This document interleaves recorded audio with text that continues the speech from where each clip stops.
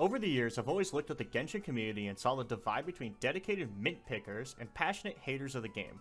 As someone with a background in gacha, I thought it could be fun to finally give it a shot and really formulate my own opinion on this game and see what it's like as a new player. In this video, there's a couple things I really want to hit on. The combat, traversal, and the gacha. I'm going to avoid talking about the story too much, as I'm going to be real, I didn't pay attention to shit. The story was boring off the rip, Paimon's VA and character made me want to play chicken on I-5, and there's no skip button, so I was forced to watch and listen to long, terrible scenes of 2 or 3 characters doing an idol pose at each other. I'm skipping through the fucking story more than this character, and I know what's going to happen. Like, it just, oh my god, dude. Before I really talk about combat, I want to preface with something you should know about me. I don't read. It took me 2 years to realize champs in League had passives, and even after I did, I still didn't read them. I've always been a play-by-feel type of person, and let me tell you, this combat feels horrible. While I understand it's the early game, nothing feels very threatening. After about 3 or 4 hours of gameplay, I haven't even seen anything that would be a remote threat to my life. Using this gameplay as an example, I managed to simply ignore the trap laid in front of me and take out the enemies without any worry. No meaningful thought happened in this interaction. Instead, this taught me early on that no matter how I approach an encounter, it won't matter. Also, let's shortly talk about the whole team functionality in the early game. It's basically non-existent. The only reason the team is there is to force you to play Amber occasionally and shoot someone high up. Team building and strategizing is an important aspect to a game of this nature. However, it feels as if that only comes into play much, much later and at a price. Perhaps if the early game granted players more pulls and characters, I could have some thinking to do with what team to use, but that's a topic for later. Let's touch on characters' abilities for a second too. They feel underwhelming with long cooldowns. I understand the cooldowns are longer to encourage swapping between characters and doing rotations, but again, why? As a new player, nothing even poses a big enough threat for me to think about an optimal rotation. And I find it better to just not do it, since what limited gear and XP I've been given has all gone to one character anyway. Combat in Genshin is also heavily revolved around elements and their interactions. The elements are so important they decide to flashbang with it while opening the game. At a later point in the game, this serves the purpose to promote synergy between different teammates and affect how you approach certain fights. While this can be great for most RPGs, keep in mind this is a gacha. Not having any choice in what characters I can get just led to me straight up ignoring the system entirely in combat and just letting things happen. As a new player, you're not really given the opportunity to even explore Genshin's most important combat system. Movement in any game is very important. It's the system the players interact with the most. A game with great movement tends to not go unnoticed. Games like Celeste, Mario 64, and even Counter-Strike all have repeat players just because it feels good. Genshin falls on the other side of this example. The game is designed with intentionally bad movement. It's not to say intentionally bad movement is the end-all be-all.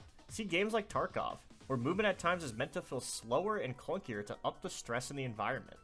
Genshin's not Tarkov though, and they have intentionally bad movement for one reason only: the money. Now I understand this video is about new players, but as a new player it doesn't feel good to know my movement will be restricted in the long run unless I own the previous limited time characters that are no longer available to me.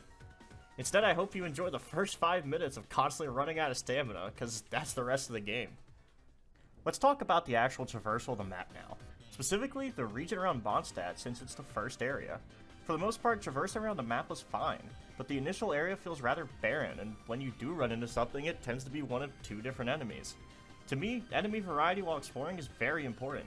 Imagine taking the time to climb and explore when your only reward is a couple of random fruits, a small chest with useless gear, and the same enemies you've killed 100 times guarding it. It's like if in Pokemon, the only 3 you could catch before the first gym were a Bidoof, a Starly, and a Goldeen. My expectation would be that this remains the same throughout the rest of the game and would kill most excitement I had about finding different Pokemon. The same applies here in Genshin. Because I've explored a good portion of the map and the only thing I have fought is the same 2 enemies, I no longer care to explore because I assume I'll be met with disappointment. All this being said, I want to be positive for a second. The actual area I have explored is very pretty. While I don't think it lives up to current 2025 standards, I completely understand how people got entranced with this game early on. As for the genre, it was a first of its kind. I want to save most of my positive points for the end, so let's go ahead and move on to the gacha. This is the part of the video I would hope puts the most people off from playing Genshin. Gacha games are inherently greedy in their nature, however Genshin pushed it to a new level that should never have been okay. Pulling for characters in Genshin is expensive if you're looking to spend money, and painfully time consuming if you're going from a free-to-play angle. In the around 8 hours of playtime I put into Genshin, I only got to do about 20 pulls, which may seem like a lot, but in reality, you're only guaranteed one 4-star every 10 pulls.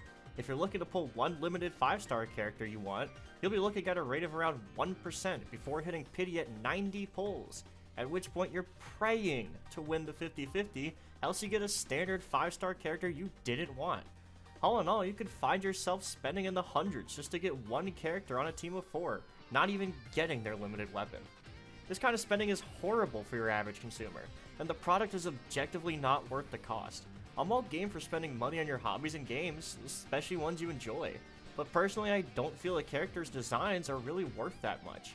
I do want to take a moment to talk about the early beginner banners in Genshin, since that's what you as a new player would interact with first.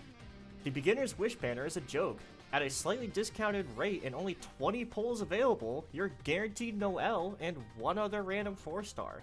It's pretty disappointing that the beginner's banner doesn't run for longer and guarantee a standard 5-star character. It's not as if the standard 5-star characters are particularly good anyway, but it would still be a fun guaranteed thing to work toward. One of the only positives I could bring forth from the gacha section is the characters you earn as a reward while leveling. While progressing through the story and at certain account levels, you will gain access to a few 4-star characters, which can bring some fresh fun to your team. I just really wish that alongside these rewards, I could be better working towards a banner to pull for a 5-star character I could actually see myself using at some point.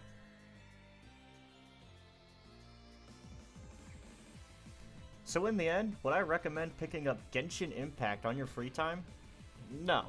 There are better free games out there to play, including gachas, if you're dead set on playing one. However, if you're looking for a relaxing and easy free anime game with alright exploration, and you're okay with getting extorted by a company that doesn't care about their players, then it might be for you. If you watch this point and disagree with me, I'd love to hear out your opinion, so do let me know. Plus, there's a plethora of other gacha games I would love to try out and talk about, so if you have any recommendations, feel free to drop them in a comment. This video took about 10 hours to edit, so do me a solid and spend 10 seconds subscribing. Thanks all. Oh, it feels fucking weird to ask for that.